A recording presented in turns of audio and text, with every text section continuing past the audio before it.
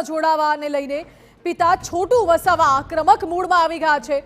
પુત્ર મહેશ વસાવા સામે ગંભીર આક્ષેપો કર્યા છોટુ વસાવાએ। ભાજપ ભરતી મેળો કરી દેશને લૂંટવાનું કાવતરું કરે છે તેવું છોટુ વસાવાએ કહ્યું। વધુમાં ઉમેર્યું કે મારા પુત્ર સહિત કેટલાક કાર્યકરો ખનીજ પચાવી પાડવાના ઉદ્દેશ્યથી ભાજપમાં ગયા છે।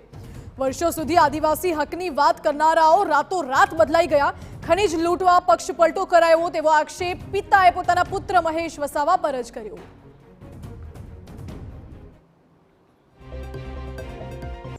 દેશના જે અધિકાર છે એને ખાઈ જવાનું એક ષડયંત્ર છે। એના ભાગરૂપે આજે ભરતી મેળા જે કરે છે એ લોકોને મોટો ડર છે કે લોકો એમની સાથે છે નથી, એટલે આ બધાને ભેગા કરીને એક તરફી ચૂંટણી કરવા માંગે છે। એવી રીતના આજે ગાંધીનગરની અંદર જે ભરતી મેળો આજે ચાલી રહેલો છે, મારે ત્યાંથી પણ ગયા છે।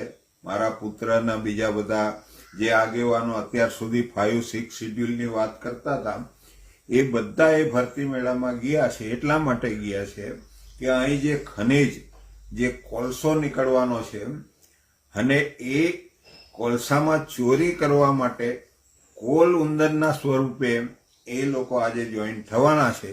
એટલે પ્રજાને હું સંદેશો આપવા માંગુ છું કે આ ખરેખર કાર્યકર નથી, પરંતુ આપણી ધરતી ને આપણું ખનીજ લૂંટવા માટે મોટા કોલુંદરોને સહકાર આપીને થોડો ભાગ પડાવીને આ સંપત્તિ પડાવવાની એક સાજિશ છે। તો છોટુ વસાવાએ આવા આક્ષેપો કર્યા અને આ વચ્ચે ગાંધીનગરમાં